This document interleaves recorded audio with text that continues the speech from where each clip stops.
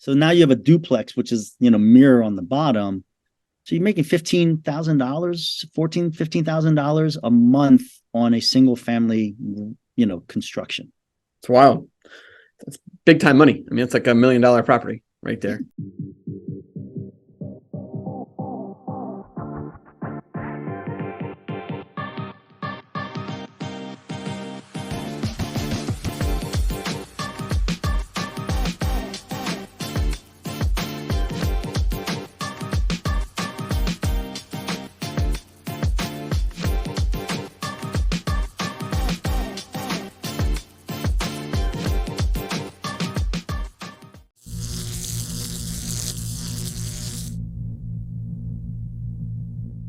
Quentin in the house in the Real Estate Hackers podcast. Met this guy at the Bigger Pockets conference down in Orlando from PadSplit.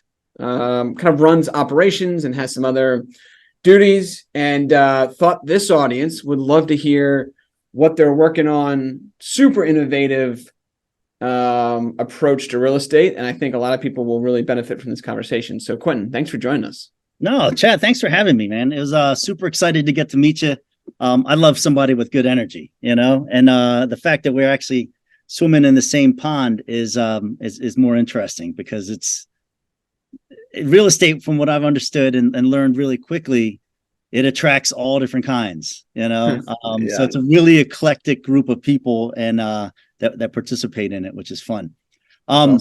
So what is PadSplit? PadSplit is it's a PropTech company. If you wanted to talk to our venture capitalists and everybody else, it's a technology solution. But it was originally started as like very mission oriented. It was designed to address affordable housing.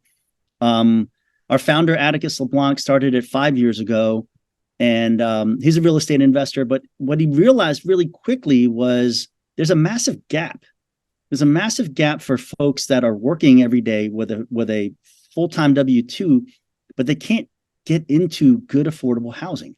So if you think about kind of where real estate for the housing space falls, you could make $50,000 a year, but you still don't qualify. And the barriers of entry to qualify for a good apartment or to rent a single family home is really high. So first in security, plus, all the deposits for utilities and furniture and everything else, you're looking at a $4,000 to $5,000 bill. I don't know a whole lot of people that are making that money. They go to work every day, but they don't have 10% of their income just sitting around in cash to get into an apartment. Mm-hmm. So one of the things that he was a single family rental investor. And what he realized was, what's old is new again, right? Like the days of rooming houses and boarding houses, the economies of scale work really well, especially around inner cities or cities that have density, but they don't have affordable housing for the individual worker. Mm-hmm. So we created a platform, and it's a technology platform that addresses three major things. So I'll just kind of explain the platform.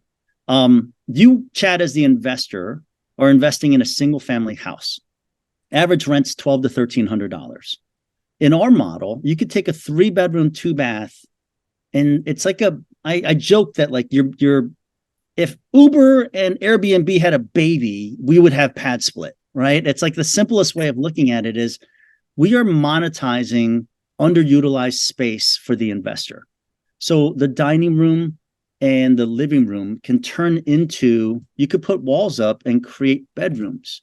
And the individual renter has the ability to come in and pay $700 to $900 a month, all utilities included, for a bedroom that's fully furnished, that has Wi-Fi, that has all the utilities and a laundry space. And you're just sharing it with 6 other people that are in the same space. So our model is designed for single individual workers that are looking for an ability to kind of get over all the barriers of entry into good, safe, affordable housing. So the investors, instead of renting something and trying to chase down your 1% rule, they take that $1,200 of income, and you're now generating $900 of room, so $4,500 of gross revenue. And it allows you to just increase the revenue that's created for your investment, but at the same time do something good, which is provide affordable, safe housing for the workforce that are in the cities that we're in. 5 years ago, we started in Atlanta with an idea, and then now we find ourselves close to 9,000 individual rooms, so close to 13 or 1,400 houses across the country in 17 cities. What originally the thesis was that every major city needs this. 10% of every city has an affordable housing problem. What we found is investors come to us and they take our model, and this is the beauty of entrepreneurs, is this could work anywhere. It can work in Branson, Missouri. It can work in Maine, or it can work in other cities. But for us, we've been really selective and strategic around how we've expanded. So we go into large major cities. The original joke was that if you had a pro sports team, you're a viable city for us. But then we've realized that there's other cities that this is really useful for. We would say asset light. So we don't own any of the houses. We're just like a platform like Airbnb, where we handle three major pillars. We handle the member side. We call tenants members. So we fill the rooms with background checked, employee verification, income verified individuals. We do all the collections. If Chad had a portfolio of 5 houses with 7 bedrooms, to collect 35 individual rents, and we do it weekly or biweekly, so we tie back to when people are paid on payday. 35 rents a week, it becomes really cumbersome. Mm-hmm. We handle all the collections, and then our platform and app allows for all the communication from the member in the house to the third-party property manager, or you yourself if you self-manage, and our platform and our customer service, which is 24/7. That's how we've been successful. It's strange to say that this economy is a huge tailwind for us. The running joke is like, this is the summer we turned pretty.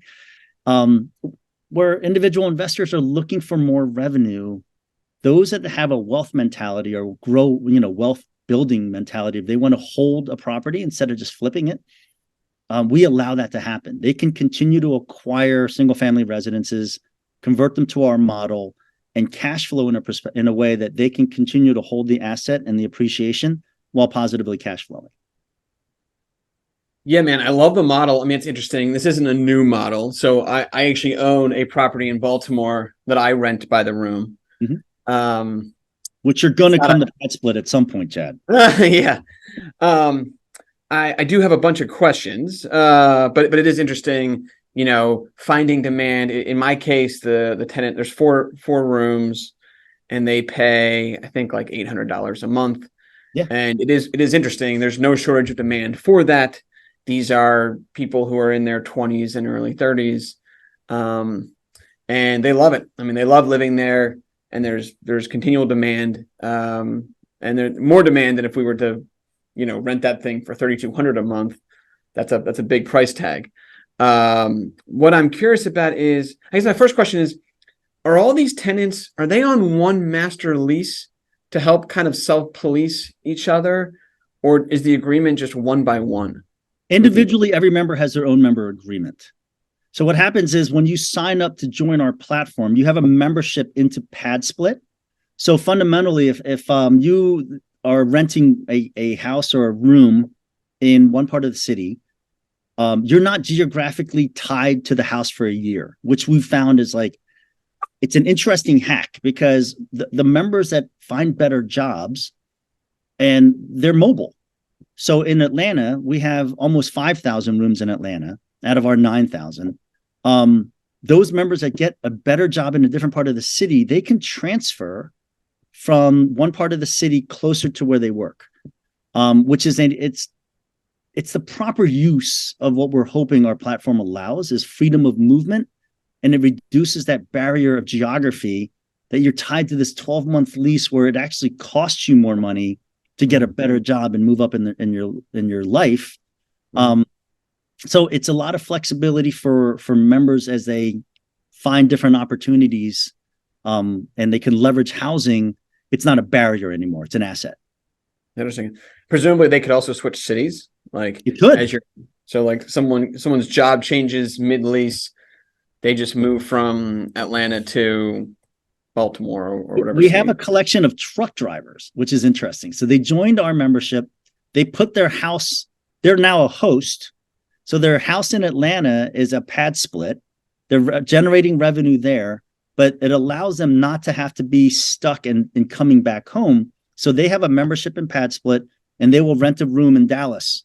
And then they will rent a room in Kansas City, and they'll rent a room in Las Vegas.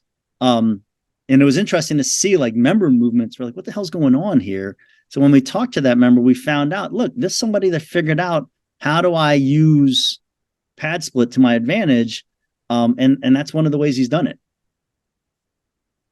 That's crazy. It's a really cool model. I one time rented to a bunch of college kids by the room, and one of the kids didn't pay rent.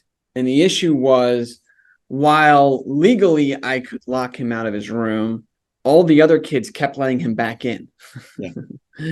So I'm just curious, how do you police that kind of a behavior to enforce not just rent collection, but to enforce kind of everyone being the same page that we have to pay rent? Human behavior is our number one challenge, right? Like, I don't know how I was always taught and raised like I can't change somebody's behavior. It's very, very hard. So we set expectations in the beginning. All members understand what the house rules are. Each individual person, if they stop paying, we have as the investor. So if Chad owns the house, he has to go down the same path as he would for a single family rental. So he would have to go down the path of eviction if that member stops paying over the course of time and they just decide not to pay. A la the professional, tenants that you see out all over the country in many places, but like some of the horror stories you hear about in LA and Seattle and other cities, where they move in and they just decide to stop paying and they lean on to, understanding that it's going to take that long to get out. So individually, the property managers, and this is what I mean by we're asset light, is we encourage all investors to utilize a third-party property manager, because as a platform that's virtual, anything that happens from a communication standpoint, we can address and triage really quickly. There's a maintenance issue. We hear about it much faster than if you were the single family landlord. Yeah. So we can, resolve for leaks and other things that cause expense side. But if there's a member problem, that's where we lean on our professional property managers to be the presence inside the house. So if there's an issue with a room or a member in room 1, we actually have a protocol which is geared around member ratings. And if a member, continues to get negative ratings, the host has the ability to actually issue a notice to vacate. If they decide not to go down that path, worst case scenario is that we would go down the path of eviction. The de-risking of our platform from a revenue side is that you have 5 other people that are paying rent. Yeah. So instead of being, and that's the benefit that you see for co-living, is that you're never zero on the revenue side. Right. And that's kind of the best case scenario. But to your point, a lot of success in our world is dictated around the community that's built. The novelty and surprise to a lot of people when I talk about PadSplit is that our average tenure is like 10.5 months, like 9, depending on each individual market. If you're a new market, tenure is going to be lower, like 6 months in Jacksonville, because we're adding in so much new supply. Mm-hmm. But in Atlanta, it's close to 9 to 10 months of tenure that people are staying with us. So what you end up finding is in a 7-bedroom house or a 6-bedroom house, 4 will stay and 2 may churn. Mm-hmm. So the community that's built by the 4 people that are there tends to facilitate a lot of, this is what the house rules are. Mm-hmm. The rooming house has this horrible connotation in cities. Yep. And even with investors, right? I think that like the average investor wouldn't want to buy a rooming house. And so talk to me how do you work that through with the city to get the city on board here? Because I would think you'd have some regulation issues with 5 or 6 different people staying in one house. Yep. So we typically work under the definition of single family. That's kind of the zoning issues that we deal with. Some of the zoning that's written hasn't been changed since the 40s or 50s. I know Atlanta best, so I'll address that. City of Atlanta's single family zoning definition of single family. It's 6 unrelated people, 4 boarders, and an unlimited number of domestic servants. That's how the single family definition in the city of Atlanta is written. So I could have 10 people and 10 servants living in a house and reside under the single family definition. The problems we typically run into with the cities are we have our NIMBY faction, right? Not in my backyard, people. And typically it's the problems we run across are operational, which is so silly to say that, like, if you're the investor and you have 7 people living in a house, if you don't look at it from an operational lens, like, it's not just buy a piece of real estate and put it out there. You're buying a business. You're buying an operating business that's happening in the actual house. So having the correct number of garbage cans, because in some of our high rent neighborhoods that we're buying houses, or investors are buying houses, there's stray dogs. So if you have 7 people in a house and 1 trash can, it's a lot of garbage. So if you leave a garbage bag on top of the trash can and a stray dog comes by and rips it up and spreads it across 3 neighbors, you get code violations for garbage. Mm-hmm. Or if you're trying to cut corners and you don't want to, mow the lawn every other week because mm-hmm. you think that those $30 are going to save you, mm-hmm. then you get code violations around lawn maintenance. Mm-hmm. So it's a balancing act between where do we pick a house that's best for the investor, understanding what the end use is going to be, and then how do we operate the house in a way that it's the best fit for the members and the neighborhood that's there. And I think that's the piece where educating people on the business of what we do is super important. Because I've had scenarios where somebody comes to me and says, hey, I've got this $800,000 house in this HOA. You've got a Porsche Cayenne across the street. I can see it in the Google picture. You've got a minivan across the street and like baby toys and kids' playgrounds. Do you really want to put 7 unrelated people in that house and not think you're going to get complaints?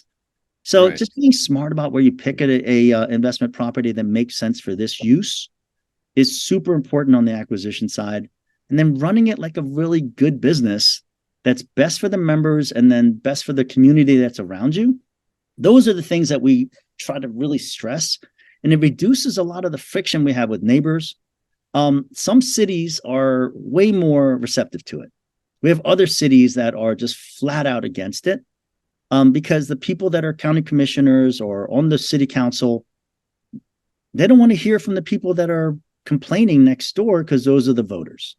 Mm-hmm. The irony is, so are our members, right? Mm-hmm. So in Atlanta, across the city, we have 5,000 voting members that we don't, empower to actually have their voice heard. But we're working on that. It's no longer, it's odd when a city says, we don't want to allow for affordable housing, yet they tout a 25,000 housing goal for the year for affordable housing. And then they go down the same paths of, well, we gave this many millions of dollars for tax credits to this developer, and he gave us 10% of his 200-unit apartment. That's 20 doors. We put on 5,000 with 0 subsidy. It's just you're going upstream, and that's yeah. So I totally get your argument. I think long term you win, but you have seen things like Airbnb, which makes a ton of sense, and then you see cities like New York City say not interested. Yeah. Basically the hotel industry getting big enough there to push back.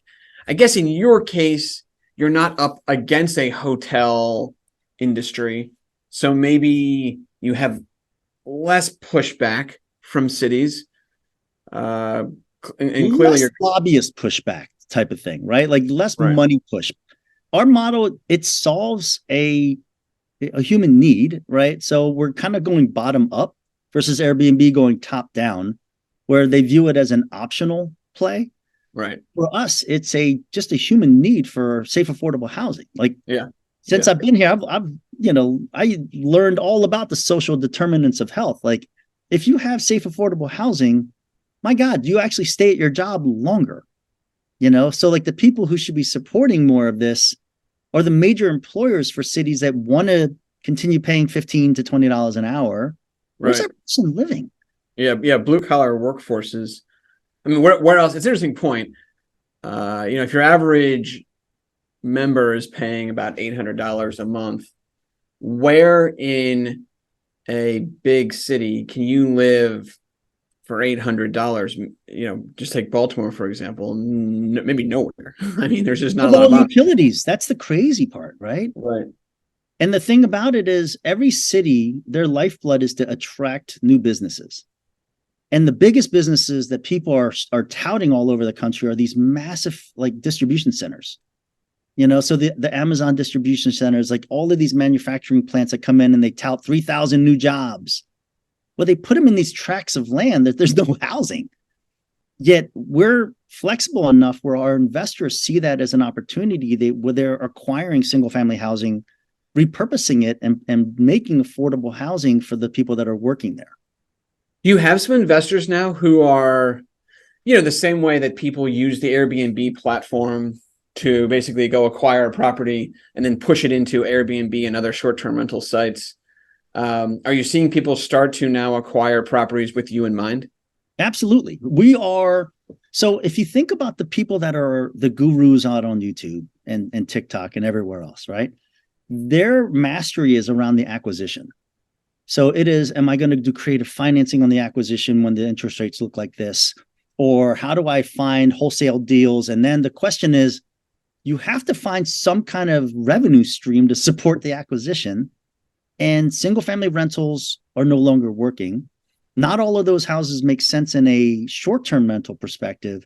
So, we fall into this bucket of medium-term rentals or mid-term rentals, right? The traveling nurses or the workforce housing or any other version. But our revenue model allows for investors to continue acquiring a portfolio with us in mind. And they are getting better at it. Like your second acquisition, Chad, is going to be better than your first, because now you have a better nuanced understanding of the business. So you may be closer to public transportation, or you may not want to buy a house with a pool.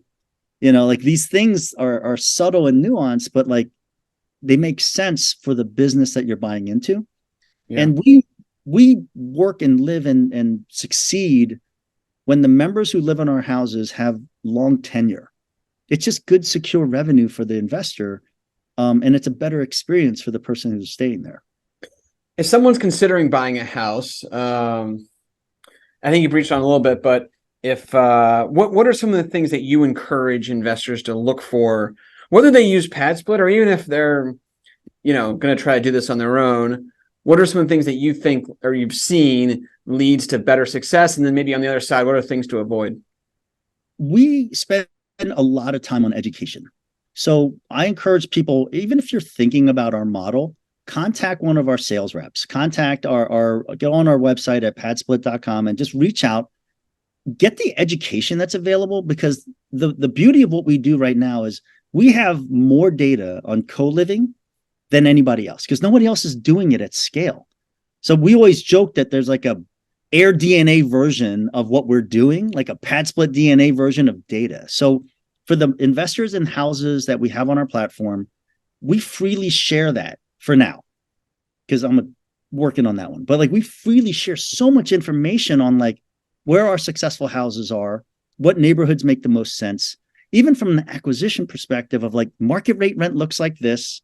This is what our lending partners are asking for regular DSCR lending, so that you can figure out where should I acquire and what's the expected room rate, what's the expected utilities, what's my expected revenue after financing.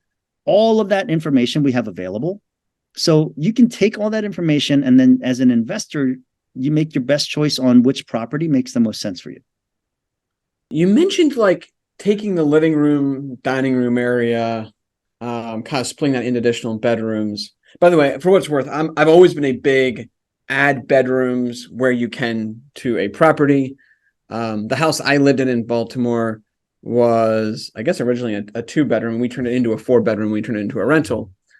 But I'm curious. So do the members have a place to congregate to hang out and watch TV in kind of like a living room type area? Do you make it smaller, or do you literally just say there is going to be no living room in this house at all? We've evolved, and we continue to evolve because of the investors who come to us. In the beginning, it was really hard to convince somebody to do our platform. So it was primarily driven on top line revenue. So 8 bedrooms, 9 bedrooms. Oh my God, every bedroom I add is $10,000 a year. So our original investors, because they had to understand, well, is it worth it? Is the juice worth the squeeze to be the first mover? We had a lot of 8, 9, 10 bedroom houses on our platform. What we found over time is we've had Airbnb investors that have taken their properties that have a living room. So like, I don't know if you're familiar with Sam Wegert and what he's doing in Carolina, big co-living, market leader there.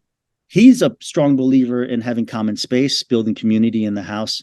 Our model was always, for every living room, somebody's got a friend who wants to crash in the living room, and it causes chaos amongst, 7 or 8 unknown people. So we've always, steered clear of having common space areas like a couch and a living room. Plus, that's an underutilized space that you can charge, for a bedroom if you converted it. So every house will have a full shared kitchen. There's an eating area. So it's like a little kitchen table. And even if you have 6 people in the house, it's not 6 chairs, because 6 people aren't sitting down for Sunday dinner. It's people that are typically in their room with a TV or whatever the case may be. It's fully furnished, but people just spend the time in their bedrooms. They leave for work. They do their social life outside, but they understand the utilitarian nature of what a PadSplit is. It's $800 for all utilities and a safe house with fully furnished all internet and everything else. So we have an influx of work from home. So we have a ton of folks that are call center people that they get an internet, they get a desk, they get a bed in their room, and that's where they work. So people are using our platform how they see fit, the best way they see fit. What does rent collection look like? What kind of percentages are you hitting? I mean, I think that plus historically, go ahead. We're plus 97% collection for rent. That's great. I mean, because normally the rooming house issue is, can you collect rent? Yeah. I mean, the demand is there usually. Usually these things aren't vacant for long. There's more demand than supply. But the issue has always been a heavy turnstile and a lot of rent that goes uncollected. But wow, I mean, over 97%, those are really great numbers. It's hard. And that's where California is a great example. There's a lot of shared housing and co-living going on in California. And we never really wanted to go in California because it's a really difficult market from the investor protection side, right? It's a very tenant-friendly area. The reason that we're being pulled into California is they're already doing the business, but they want to leverage our technology to make it easier. And the 2 things that really help on the technology are, can you fill my 6th bedroom when it goes vacant? And then can you collect the revenue weekly, bi-weekly, consistently? And because of the technology we use, everybody's a digital payment. And our collections team is probably the most bulldog version of it, is that if you're not paying, they're on top of it. And because we collect on a weekly, bi-weekly, for the member base and the demographic we serve, that's where we find the most success, is that we tie back to pay cycles. Mm-hmm. So for somebody who's living paycheck to paycheck, it's difficult for them to go 1 month. And if you miss a rent payment, if you're 2 months behind, there's no coming back. Right. So like we stay on top of the payments, and then, allows people to budget more frequently. And it just allows for people to see improvement. And the ones that are, if you're intentionally living in a PadSplit with the intention of moving out for something better, my favorite member, right? Because they're budgeting, they're learning how to be financially secure, and then they're saving the dollars that they're saving to go on. Like last year, we celebrated 40 members graduated into their own houses.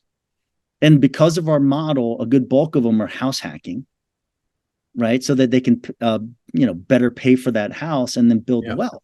That's the North Star for us as a platform, is that's where we're graduating people into.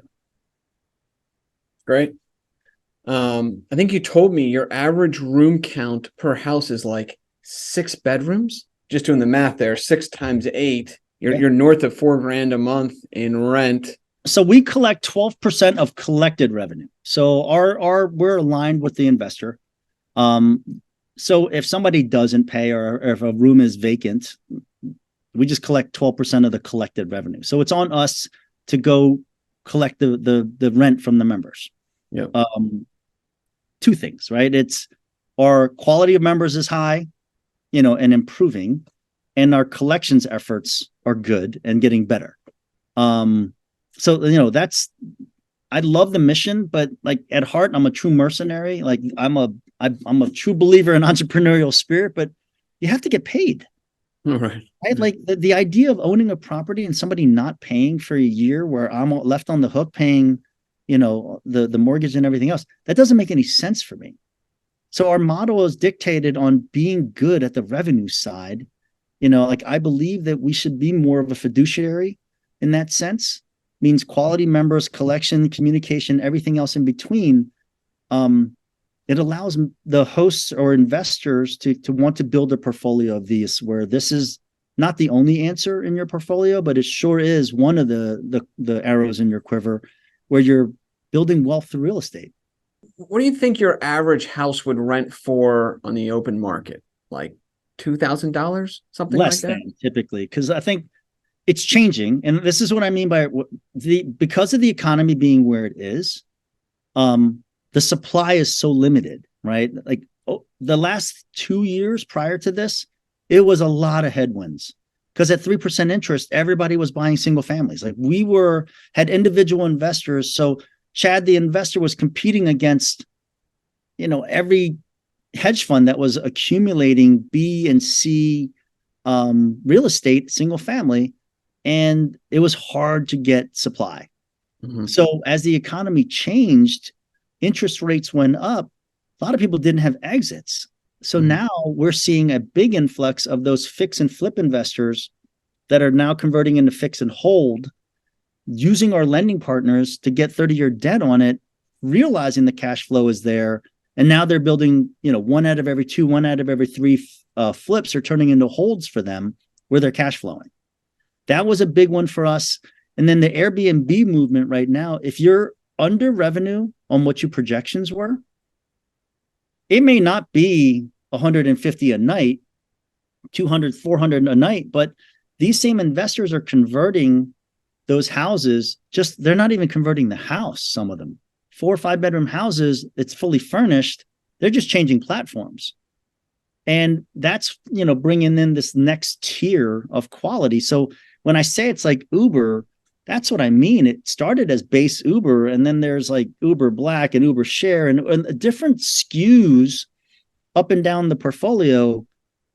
It's real. It's viable. You charge the same amount of rent, if it's a B class house versus C class house. We don't dictate rent. You as the investor control pricing. We can give you all of the supporting data that says average market rate is this for this comp type of room. Yep. You as the investor, if you have a better experience and a better property manager, and you supply, instead of a 6-inch mattress or a better mattress, we have investors that go down the path of like, I wouldn't put it on there if I wouldn't live there.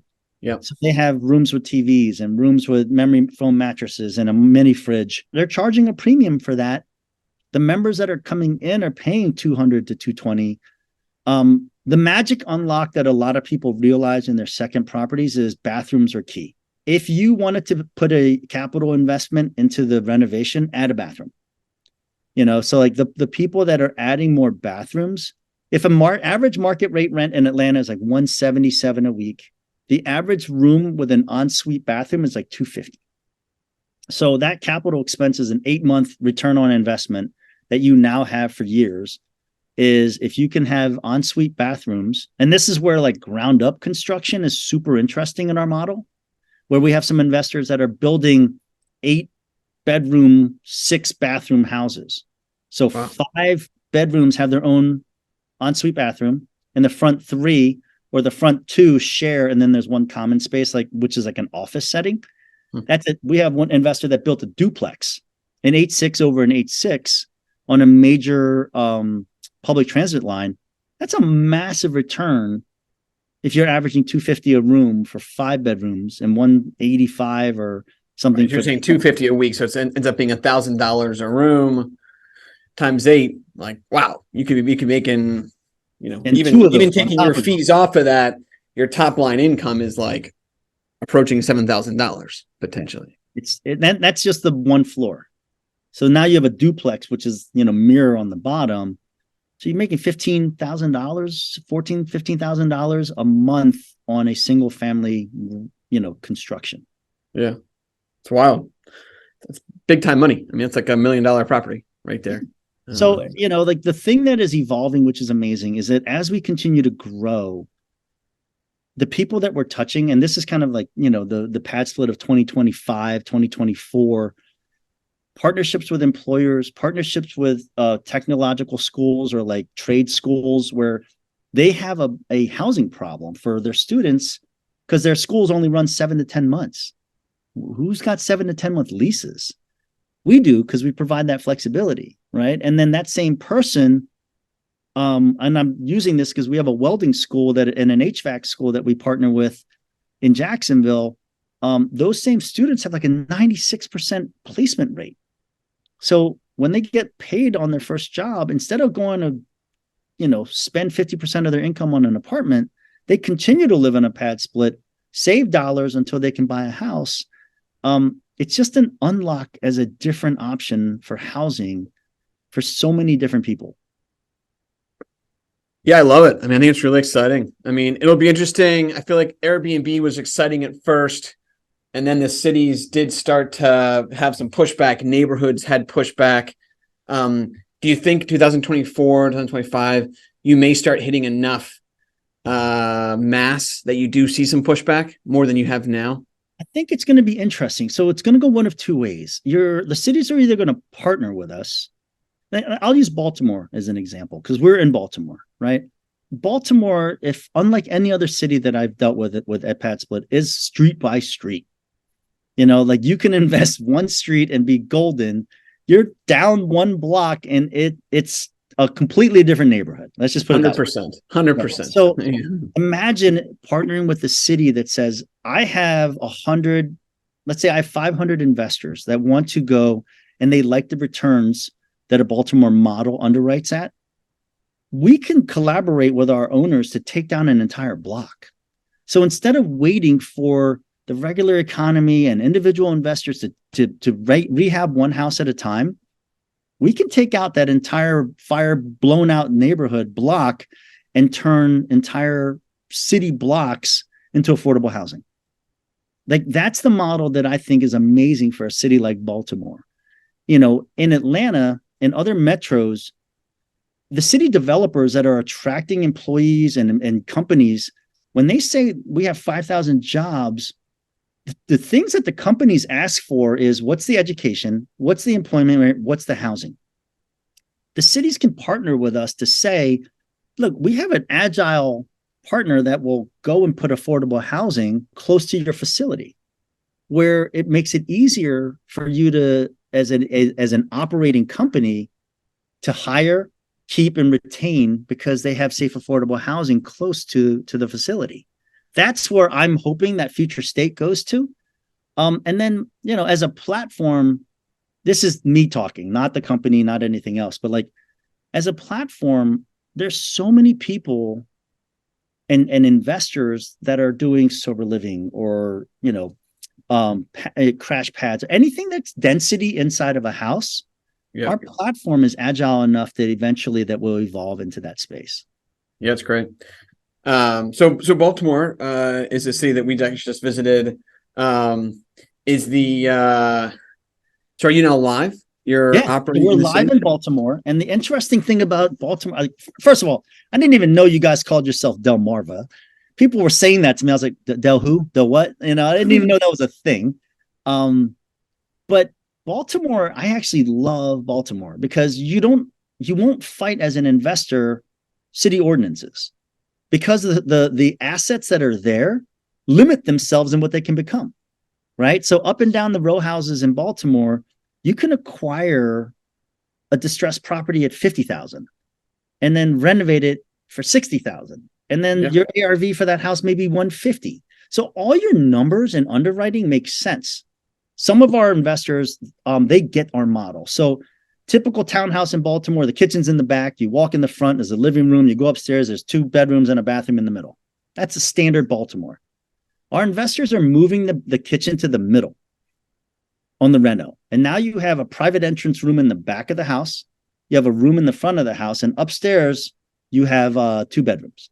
So your $1,200, $1,300 single family rental renovated is now yielding $4,000, $3,600. That's a rinse and repeat model that you can do project over project, and build a portfolio of those that you're getting good solid cash flow. Yeah. Yeah, it's awesome. And no pushback. I thought the city of Baltimore had a rule of like 4, 5. 5 is there the magic number. So that's why I walked a property in Bel Air Edison. Does that ring a bell? Right. Yeah. So that's a neighborhood. And I love Bel Air Edison because on the upstairs, the middle bedroom has a window. So it allows for 5 bedrooms instead of 4. Yeah. So I love the assets that are in Baltimore. I think that you need egress from each room. Is that's how you kind of yep. So we have to follow the same building and fire codes as everybody else. So we're looking for a natural egress out. So a door or a window that meets the specs. And in Baltimore, you have that. Like the conversions of properties in Baltimore as a shell is super easy. Like I love markets that we're not in yet. Like we're coming, Milwaukee. We're coming as like they call them the Polish flats, right? These duplexes that are built and designed for multi-generational living. Yeah. That's completely our model, right? Yeah. So if it's a 3-2 split level duplex, that's a 6-2.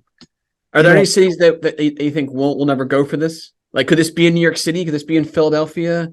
So they have them right now. Like Common is and Habit is their model is to take down entire, apartment complexes and then add in additional bedrooms, and they're doing it at that level. We're not there yet. We haven't, we have several instances, one-offs of big like multifamilies, but the asset itself has to make sense. Mm-hmm. Like the apartment building has to be big enough where the unit economics makes sense for you to add in density to the room.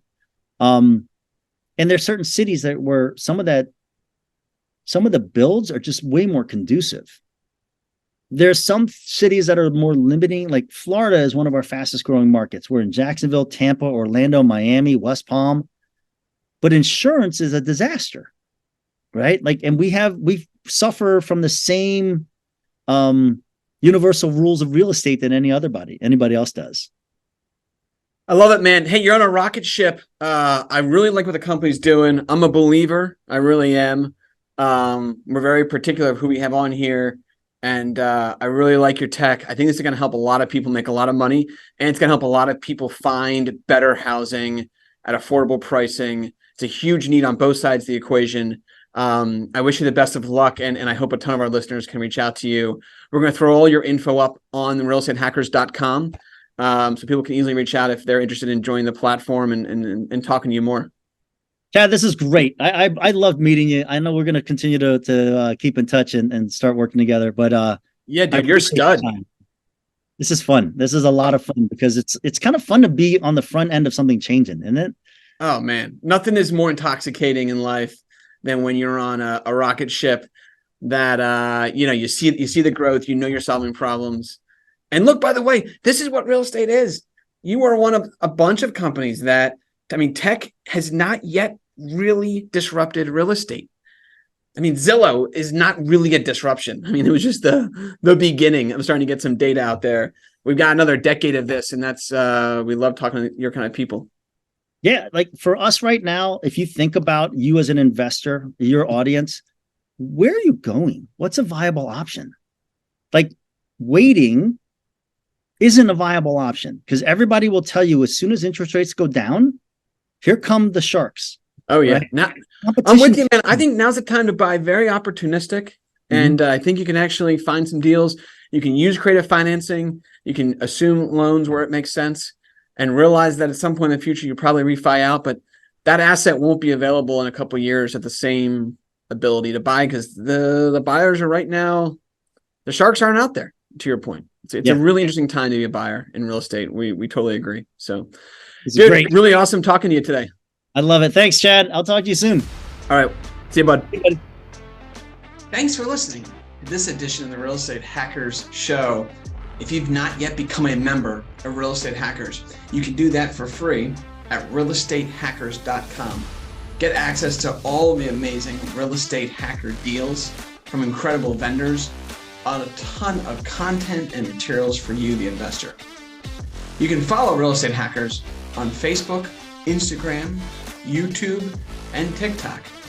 If you can give us a 5-star review for the podcast, I would personally really appreciate it. We read every review, and thank you so much for helping us grow this community for you, the real estate investor.